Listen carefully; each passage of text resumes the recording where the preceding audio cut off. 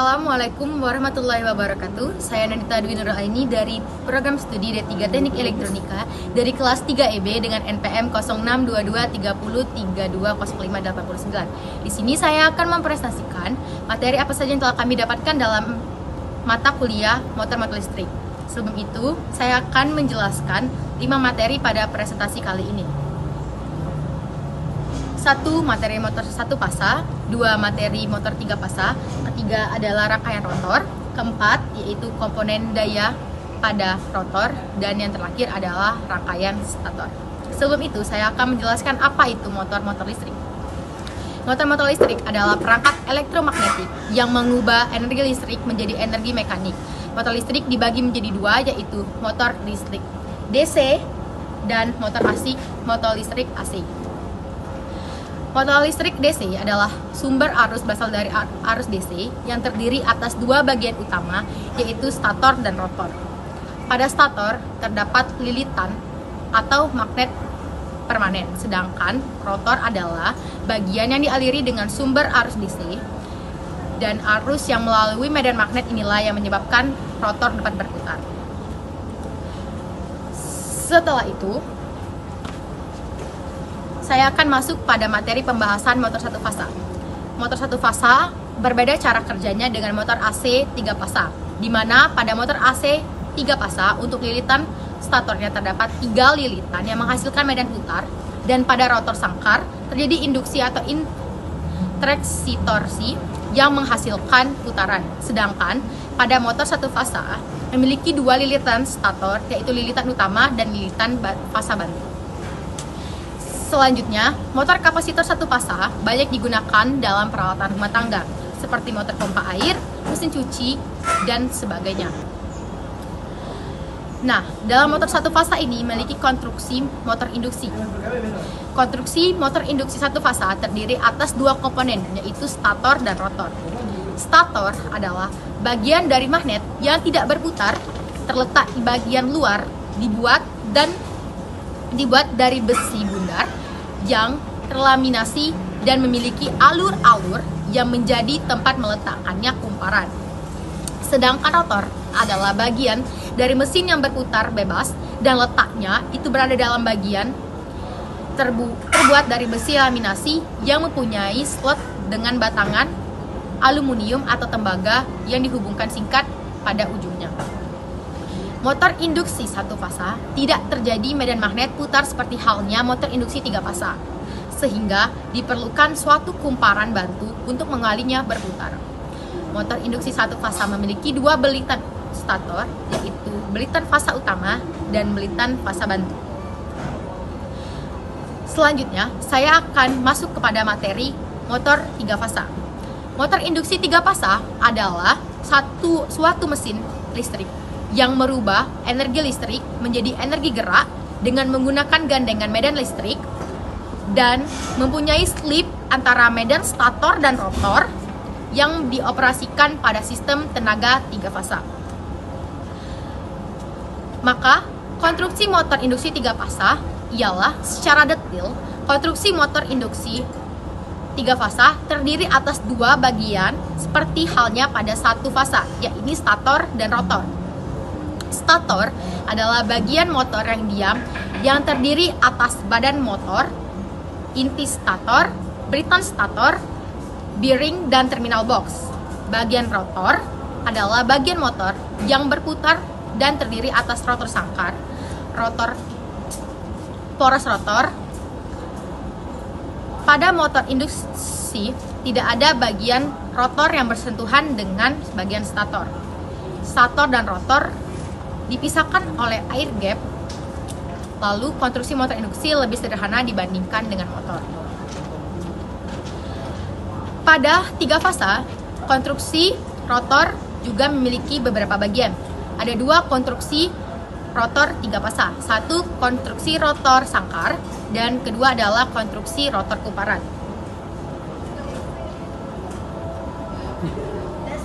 Nah, pada rotor sangkar tupai adalah bagian dari mesin yang berputar bebas dan letaknya terletak pada bagian dalam, terbuat dari besi laminasi yang mempunyai slot dengan batang aluminium dan tembaga. Setelah itu, rotor kumparan adalah komponen alternator yang kerjanya berputar. Fungsi utama dari komponen ini adalah menciptakan magnetan, dan rotor memiliki kuku-kuku yang fungsinya sebagai kutub magnet. Pada saat komponen stator pada alternator mengalami kerusakan, maka tidak akan ada arus listrik yang tercipta. Prinsip kerja 3 fasa. Pada saat belitan stator diberi tegangan 3 fasa, maka pada stator akan dihasilkan arus 3 fasa. Arus ini kemudian menghasilkan medan magnet yang berputar dengan kecepatan sinkron. Bila sumber tegangan 3 fasa dipasangkan pada kumparan stator, maka pada kumparan stator akan timbul medan putar dengan kecepatan Ns sama dengan 120 dikali F per P. Ns di sini adalah kecepatan sinkron, F adalah frekuensi sumber, dan P adalah jumlah kutub. Baik, di sini juga pada 3 fasa memiliki prinsip kerja motor, atau kita lebih sering menyebutnya itu adalah gaya Lorentz, yaitu arus listrik yang dialirkan di dalam suatu medan magnet dengan kerapatan flux dan akan menghasilkan suatu gaya sebesar F sama dengan gaya, B sama dengan kecepatan flux, I sama dengan arus, dan L sama dengan konduktor. Pada gaya Lorentz memiliki 2 rumus, yaitu Fleming kanan, yaitu F sama dengan Q dikali V dikali beta dikali sin, sedangkan Fleming kiri adalah rumusnya beta dikali I atau arus dikali L atau konduktor. Nah, setelah kita membahas motor 1 fasa dan 3 fasa, kita akan masuk pada materi rangkaian rotor. Rangkaian rotor dalam tiap kondisi diperoleh kesimpulan. 1. Arus short circuit motor rotor dibatasi oleh impedansi rotor. 2. Impedansi terdiri dari 2 komponen, yaitu resistansi motor atau RT dan reaktansi diri atau SXBR. Dan ketiga adalah selama reaktansi diri merupakan fungsi dari frekuensi, reaktansi proporsional terhadap slip. Sebagai hasil, arus rotor menjadi IR sama dengan ER per akar kuadrat R kuadrat plus XR kuadrat. Bila XR sama dengan S EBR dan XR sama dengan SXBR, maka hasil rumus yang didapatkan adalah SIR sama dengan SEBR per RR kuadrat plus XXBR kuadrat. Jika penyebutan dan pembilang dibagi dengan S, maka IR sama dengan EBR per akar kuadrat buka kurung RR per S tutup kurung kuadrat ditambah XBR kuadrat. Pembagian dengan S merubah titik preferensi dari rotor ke rangkaian stator, sehingga rangkaian ekuivalen rotor per fasa menjadi seperti ini.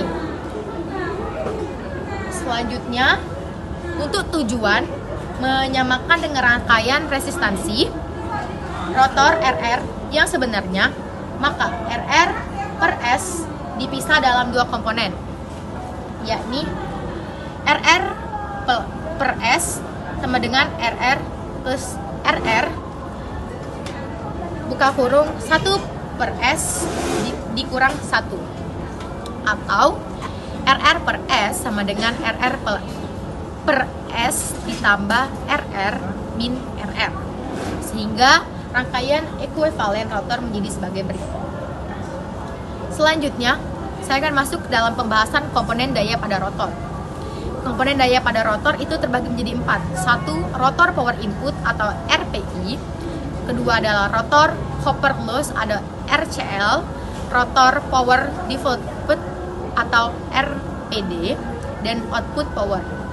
3 komponen daya tersebut dapat dari persamaan RR per S sama dengan RR plus RR buka kurung 1 per S dikurang 1. Bila ruas kanan dan ruas kiri dari persamaan ini dikalikan dengan I kuadrat R, maka I R kuadrat RR per S sama dengan I R kuadrat R plus I R kuadrat RR buka kurung 1 per S dikurang 1. Di mana IR 2 RR per S adalah rotor power input atau RPI.